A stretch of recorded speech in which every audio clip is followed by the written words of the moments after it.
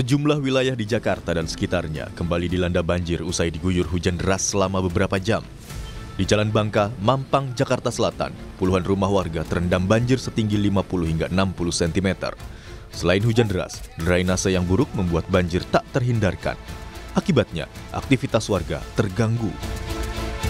Di Kebon Pala, Jakarta Timur, ketinggian banjir pada Selasa dini hari mencapai 60 cm.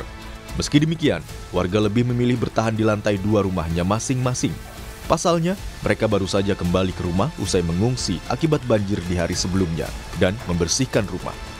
Untuk mengantisipasi banjir lebih tinggi, warga memindahkan kendaraan mereka. Banjir juga melanda ruas Jalan Kampung Gusti, Penjaringan, Jakarta Utara pada Senin malam. Sejumlah kendaraan mogok karena nekat menerobos banjir. Warga bilang banjir sudah terjadi 2 malam berturut-turut. Berapa hari bang banjir di sini bang? Udah jalan 2 hari 2 malam. Sering bang berarti bang banjir di sini bang? Sering, kalau setiap hujan gede pasti ada air genangan. Gubernur DKI Jakarta, Pramono Anung bilang, penyebab banjir di Jakarta bukan hanya karena hujan deras, tapi juga karena air kiriman dari wilayah hulu. Pemprov DKI Jakarta juga terus memantau ketinggian air serta penanganan banjir secara berkala. Memang baru pertama kali dalam kepemimpinan saya selama 4 bulan ini, inilah banjir yang terjadi bersamaan.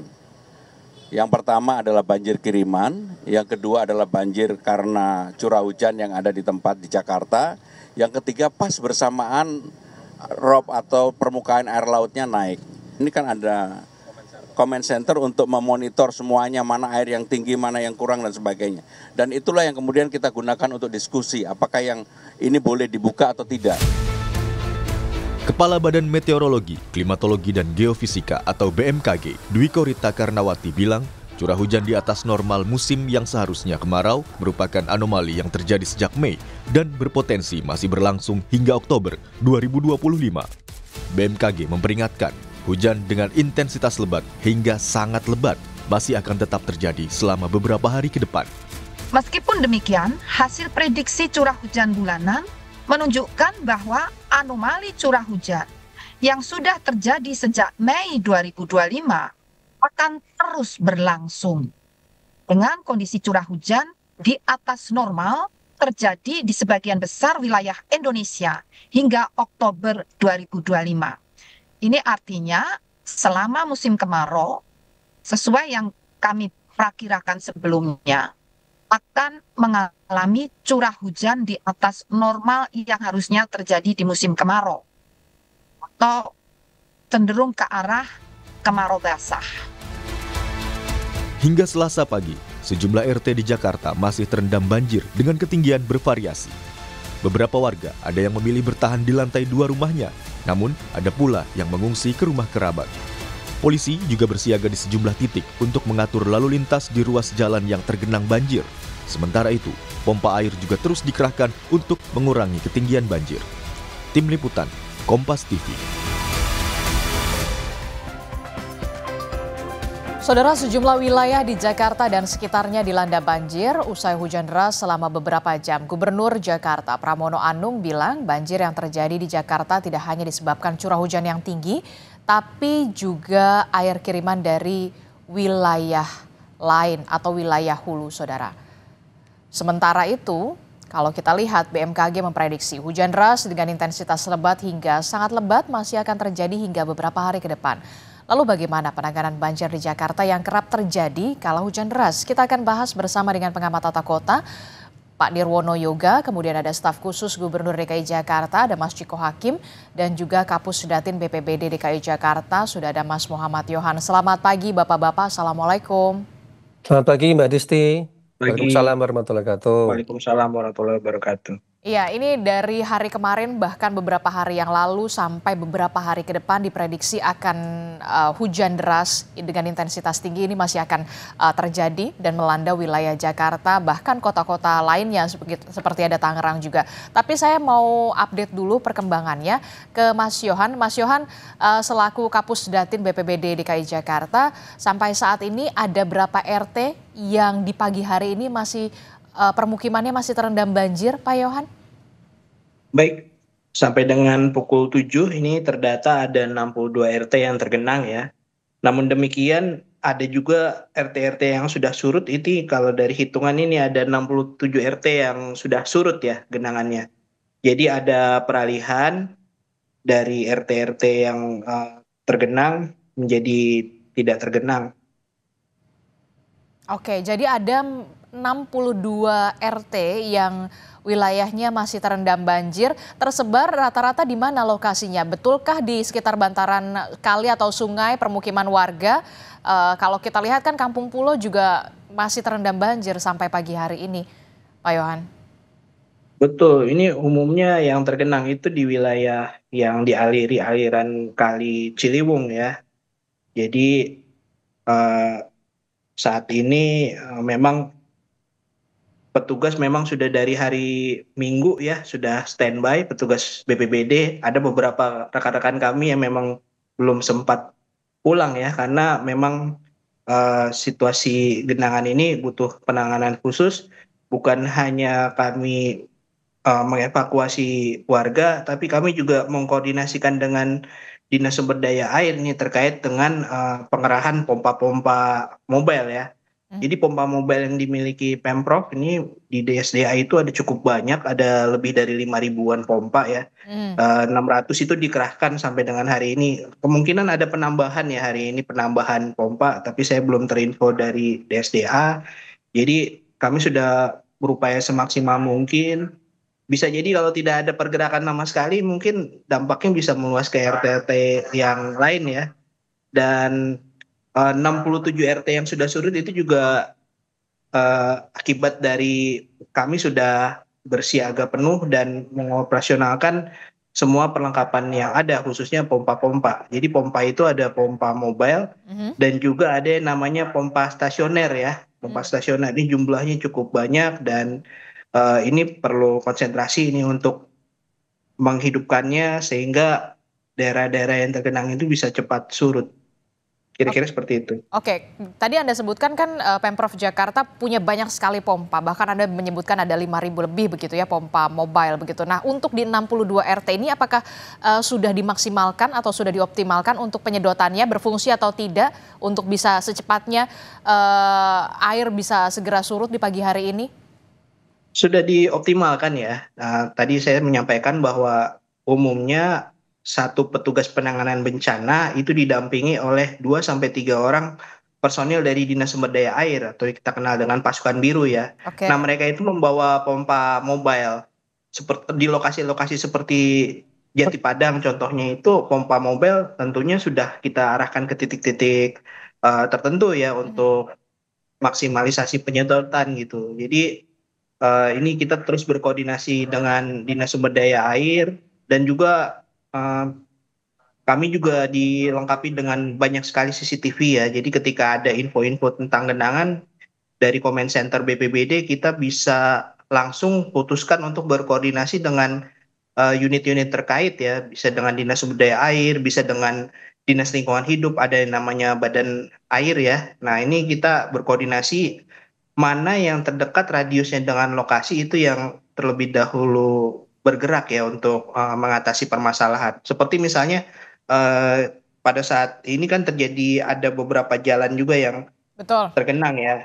Nah, di jalan-jalan yang tergenang ini sudah pasti koordinasinya itu antara BPBD, Dinas Sumber Daya Air, kemudian Dishub dan Satpol PP ini. Karena kalau di jalan itu kan tentunya harus ada pengaturan arus lalu lintas ya, dan tentunya infonya terus kita update supaya warga itu bisa menghindari lokasi-lokasi jalan yang masih tergenang.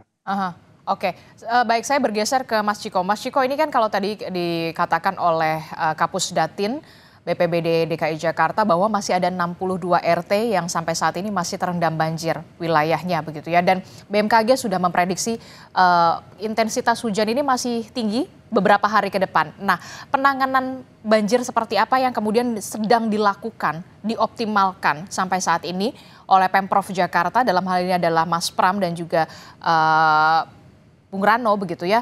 Selain tadi pengerahan, pengoptimalan pompa-pompa mobile untuk menyedot air supaya cepat surut, apalagi yang dilakukan oleh Pemprov Jakarta, Mas Ciko?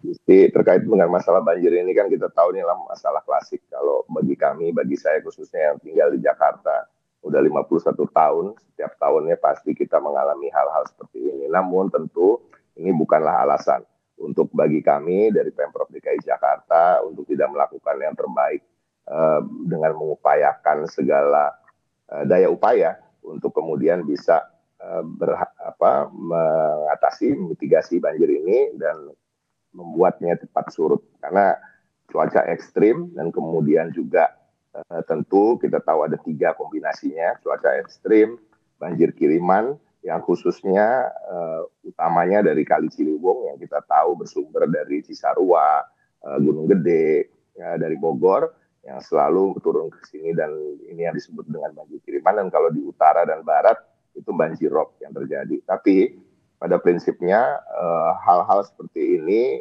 seharusnya memang Pemprov DKI Jakarta dari tahun ke tahun sudah tahu bagaimana memitigasinya. Tapi kemudian kita tahu ekstrimnya cuaca dan banjir kiriman yang luar biasa ini tentunya tidak bisa kita hindari. Yang kita bisa lakukan adalah tadi yang disampaikan oleh Mas Yohan tadi terkait dengan pengoperasian pompa, ada ribuan pompa mobile, ada sekitar 600 yang statis, yang kemudian sampai hari ini mudah-mudahan tidak bertambah yang rusak, karena kemarin ada yang rusak 10 karena terendam. Kita tahu kapasitasnya juga sangat terbatas, dan tanpa menyalahkan siapapun, kami juga mengajak masyarakat kemudian juga untuk kemudian mulai berbenah dan mengubah lifestyle-nya untuk tidak lagi tinggal di tempat-tempat yang tidak diharuskan, tidak dibolehkan, khususnya seperti di bantaran kali dan lain-lain. Dan hari ini jam 8 as we speak, Pak Pramono Anung akan berkunjung ke Rawajati, segmen Kali Ciliwung, di mana beliau juga akan ada apel siaga di sana. Kemudian seluruh pasukan warna-warni yang ada di Jakarta, seluruh dinas OPD tadi disampaikan oleh Pak Yohan, ini bukan cuma masalahnya dinas sumber daya air, tapi ini juga menjadi masalah bagi dinas perhubungan, Satpol PP, untuk semua bergerak, bahkan BUMD diharapkan bergerak untuk kemudian bisa membantu para pengungsi bila memang masih ada pengungsian, dan menyediakan logistik keperluan dari masyarakat, dari mulai hal pakaian, selimut, makanan, pembalut bagi wanita, pampers bagi orang-orang tua, dan lain-lain, ini supaya bisa semua digerakkan secara simultan.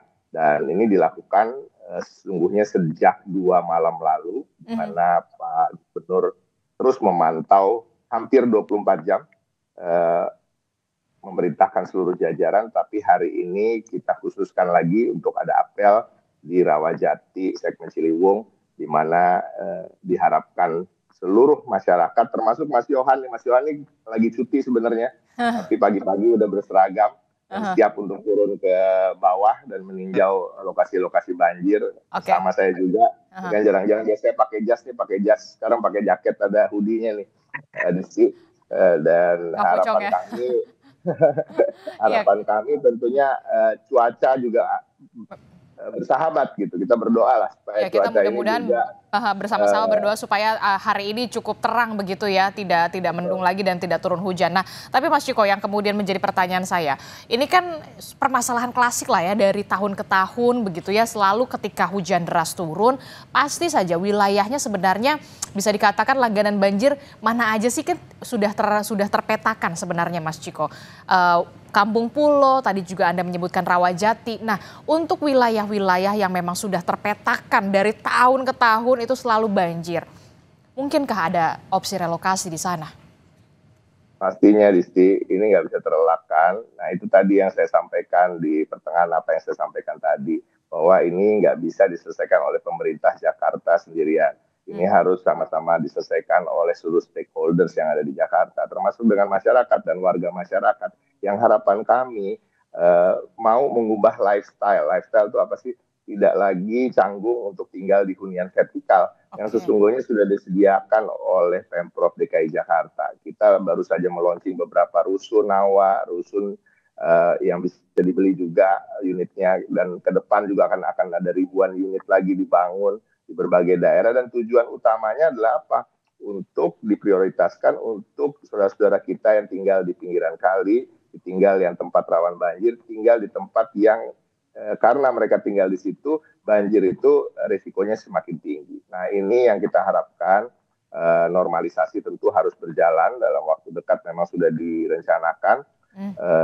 Dan kita mengajak seluruh elemen masyarakat, seluruh warga masyarakat juga sama-sama menjaga kota ini, sehingga mau melihat masa depan yang lebih baik, sehingga banjir yang kita pahami bahwa di Jakarta ini agak sulit untuk bisa menghilangkan banjir sama sekali, namun bisa diminimalisir dengan tadi pengaturan tata kota yang jelas, dan juga perlu peran aktif partisipasi masyarakat untuk turut mau melakukan istilahnya partnya atau bagiannya untuk kemudian bersama-sama jadikan kota ini kota yang bisa minim kalau terjadi banjir. Oke, saya ke Mas Nirwono. Mas Nirwono, ini kan tadi disebutkan oleh Mas Ciko ada beberapa hal yang saat ini akan dioptimalkan. Salah satunya adalah soal bagaimana relokasi begitu ya, dari yang biasanya huniannya tapak begitu ya, kemudian ini huniannya vertikal. Nah,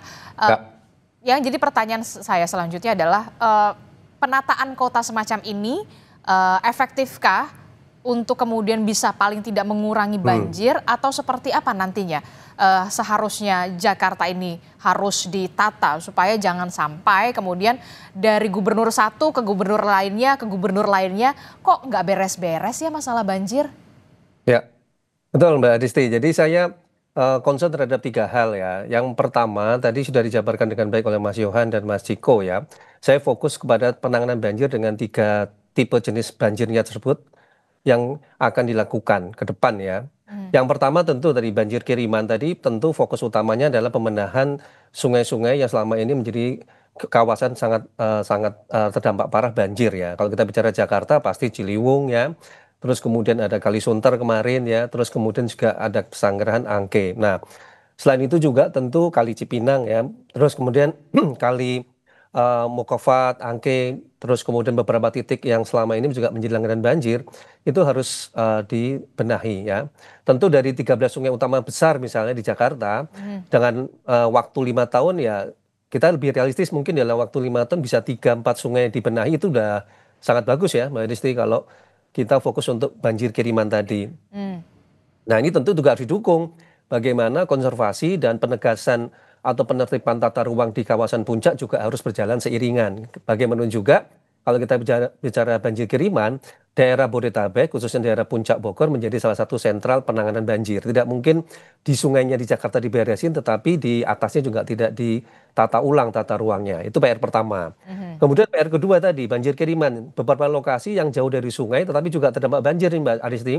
Sudah pasti harus ada rehabilitasi saluran drainase secara besar-besaran ya, karena drainase kita memang masih dalam tahap cukup untuk menampung air hujan tidak lebih dari 100 mm per hari. Sementara kemarin ini kan sudah tembus 150 ya, 150 mm per hari. Itu pun sudah belum ekstrim Mbak Siti.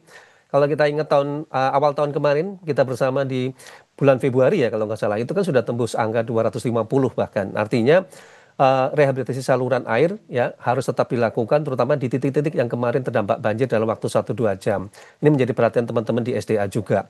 Selain tadi pengerahan pompa. Dan ketiga, ini juga PR yang klasik tadi yaitu banjir rob. Nah, dengan adanya banjir rob, maka penataan ataupun pembenahan kawasan pesisir utara ini juga benar-benar menjadi PR utama untuk dibenahi. Contoh misalnya kawasan Muara Angke ya yang merupakan daerah langganan banjir rob ini, terus kemudian kami pantau kemarin Jalan Yosudarso, RE Marta Dinata, ini kan juga selalu tergenang. Berarti perlu pembenahan saluran airnya, kemudian waduknya juga kita optimalkan. Nanti sore kalau tidak salah kan Pak Gubernur akan meninjau kawasan Ancol dan sekitarnya. Nah ini tentu kita akan mendorong peningkatan pembenahan kawasan pesisir utara sebagai salah satu solusi untuk membenahi banjir rob. Jadi kita fokus ketiga banjir tadi itu. Insya Allah dalam waktu 5 tahun ada perubahan signifikan Mbak Disti. Sehingga kita fokus apa yang harus dibenahi, apa yang harus dilakukan, dan kemudian berbagi tugas tentunya tadi Mas Ciko bilang. Ada yang tugasnya warga ya, kalau warga memang sudah harus pindah ke relokasi rumah susun kan tentu ini perlu perubahan budaya juga gitu ya. Itu perubahan budaya kan tidak bisa serta-merta. Jadi ada pendampingan bagaimana mereka terbiasa tinggal di hunian vertikal misalnya tadi ya. Sebagai konsekuensi. Terus kemudian informasi yang kami dapat dari SDA itu untuk Kali Ciliwung kita kan dari 33 km sudah 17 km ini Mbak Aristi. Masih tersisa 16 km. 16 km ini sampai dengan kemarin siang ya, itu sudah 10 pen yang siap untuk diberikan pembebasan, tapi masih ada 6 pen lagi yang belum. Sehingga kalau kita berhitung dengan waktu sampai dengan Desember, paling tidak 10 km dari 16 km sisa yang belum dibenahi dapat dituntaskan akhir tahun ini. Artinya ada berharap ada pengurangan banjir terutama dari Kali Ciliwung tadi secara signifikan. Insya Allah kalau itu benar, berarti sisa 6 pennya tadi semoga di 2026 tuntas ya. Kalau itu bisa, maka kita akan melihat di 2026 untuk Kali Ciliwung yang sepanjang 33 km sudah bisa ditata atau dibenahi dengan lebih maksimal. Itu catatannya, Mbak. Oke, nah nanti kita juga akan bahas apa kebijakan politik yang harus dilakukan oleh Pemprov DKI Jakarta dalam penanganan banjir, kalau salah satunya adalah soal merelokasi. Lalu bagaimana bisa berhadapan dengan warga yang harus beradaptasi lagi dari huniannya tapak ke hunian vertikal, ini yang kemudian menjadi sulit juga begitu Mas Ciko dan juga Pemprov DKI Jakarta khususnya. Tapi nanti kita akan bahas lagi usai jeda, tetaplah bersama kami akan segera kembali di Sapa Indonesia Pagi.